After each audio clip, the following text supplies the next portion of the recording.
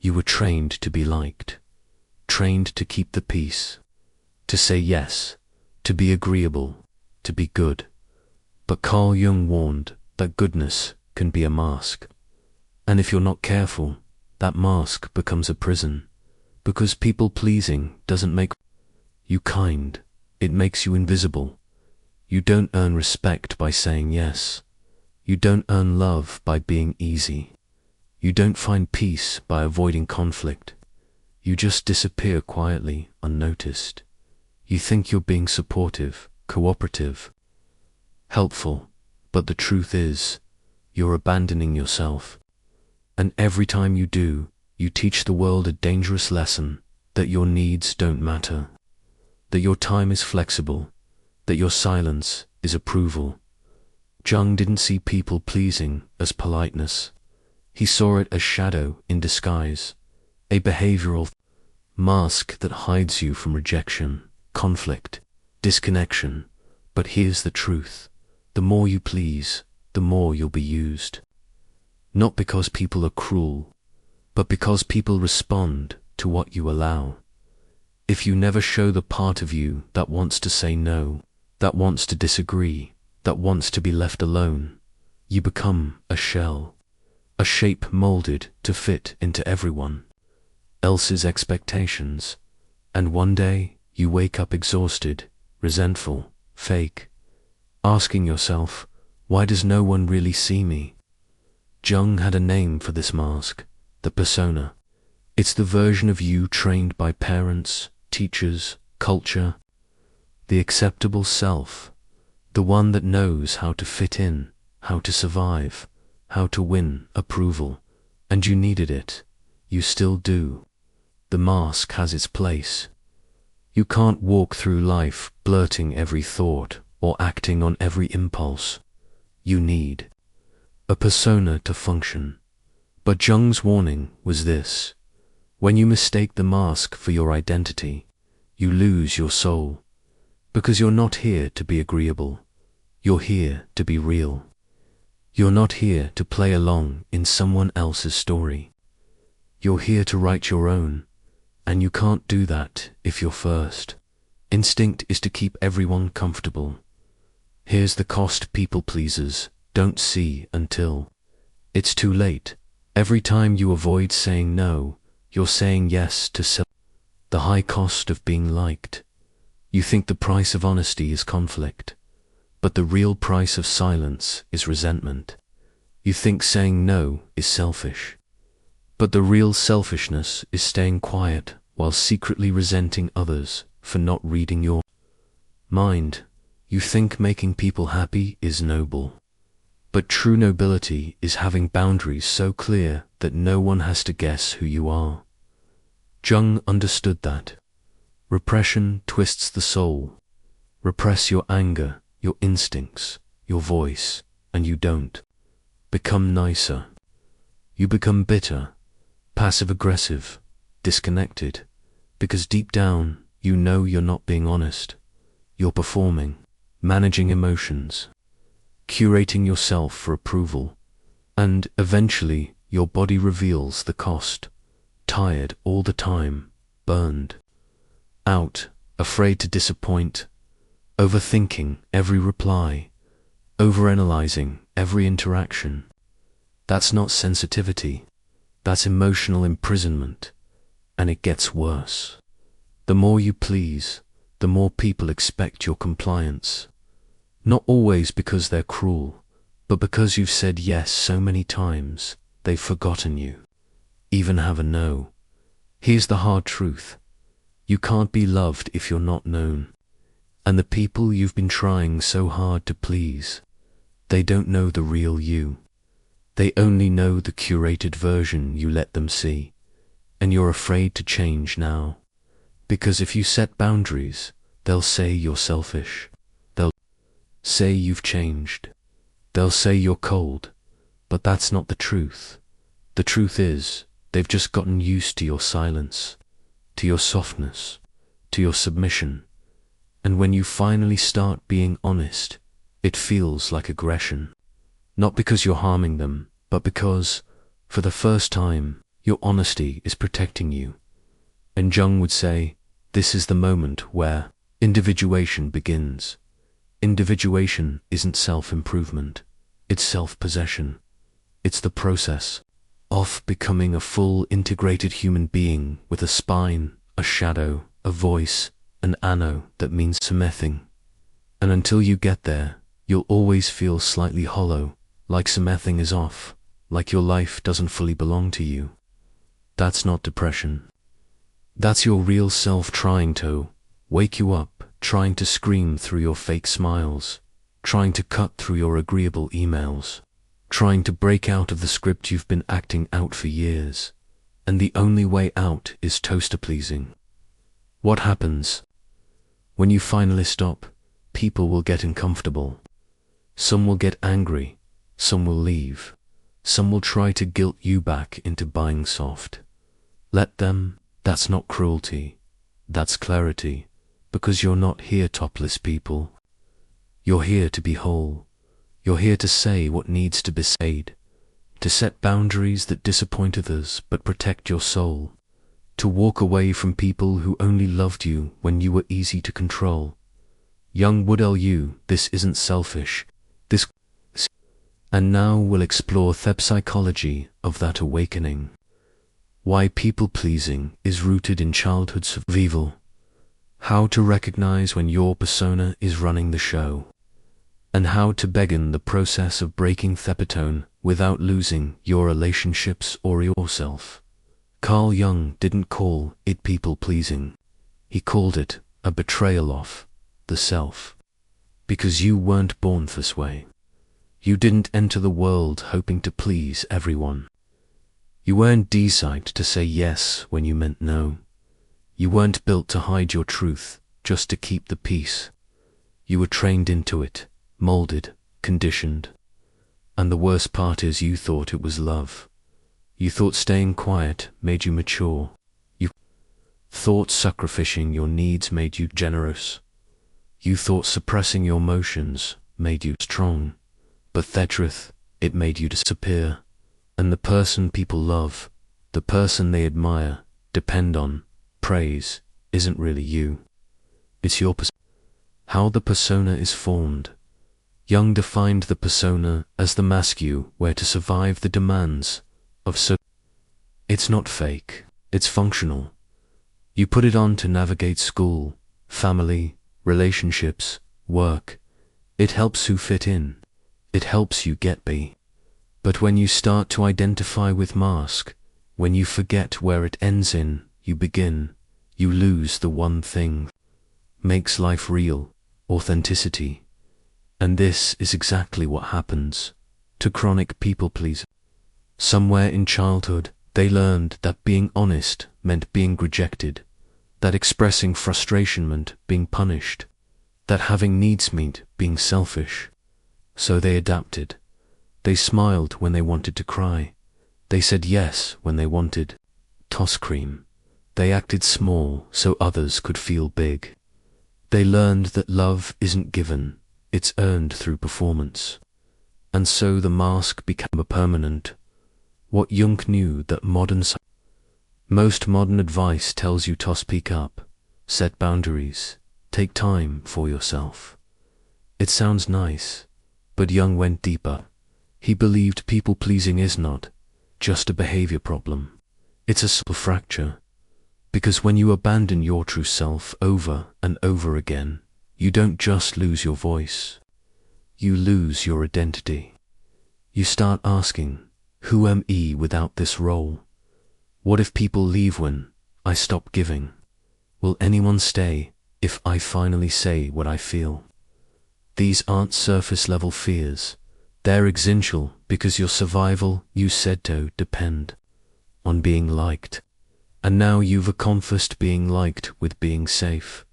But the problem is, every time you choose safety over truth, you lose a little more of yourself. You become something others depend on, but no one really knows. And this is the secret most people never admit. The people pleaser gets love, But it always feels fake because deep down you know they're loving a version of you that doesn't even exist. They're loving the agreeable you, the reliable you, the flexible you. But what happens when you're tired? What happens when you have a limits? What happens when you finally say no more? That's when the lover disappears and what's left? Guilt, silence, But Jung would say, good Beckus, that's the beginning of your life. Individuation, becoming whole, not liked. Jung's idea of individuation is the antidote to people-pleasing. It's the process of reuniting with your shadow, the parts of you that you exiled to stay accepted, your anger, your selfishness, your pride.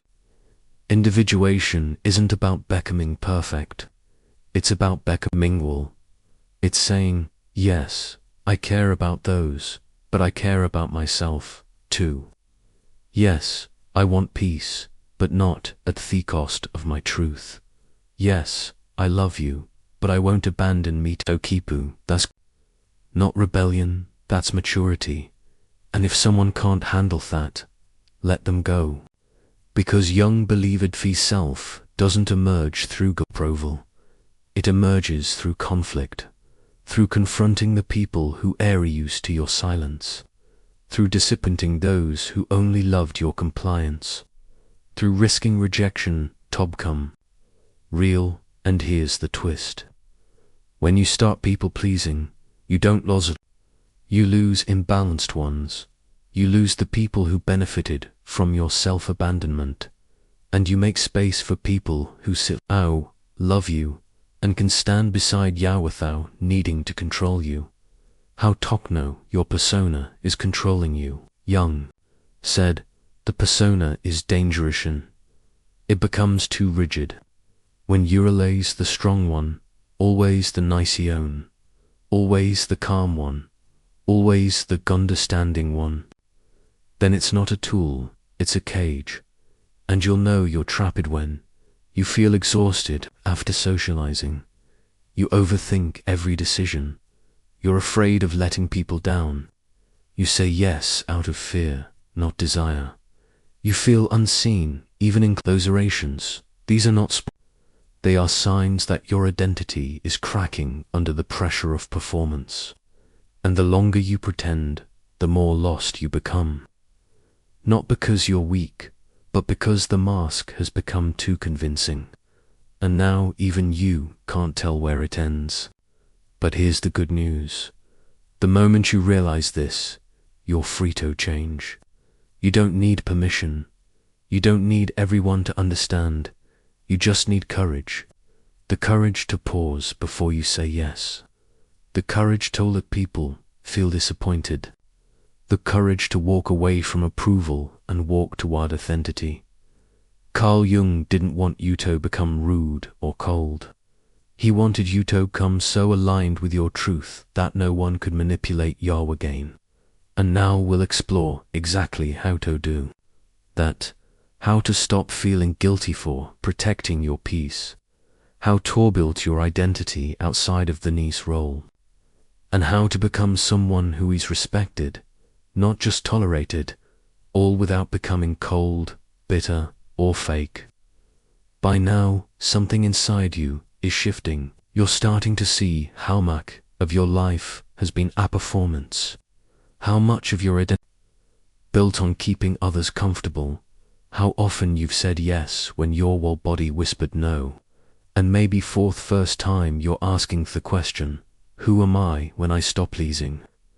That's not an easy question. It's not just about changing your behavior. It's about changing the foundation of who you've been trained to. Carl Jung understood this better than anyone.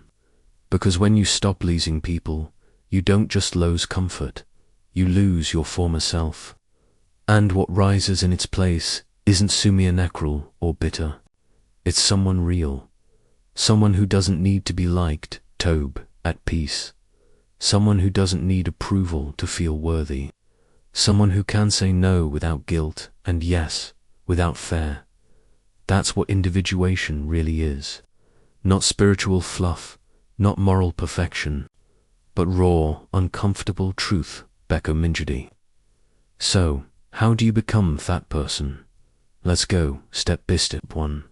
Recognize the guilt loop for what it is.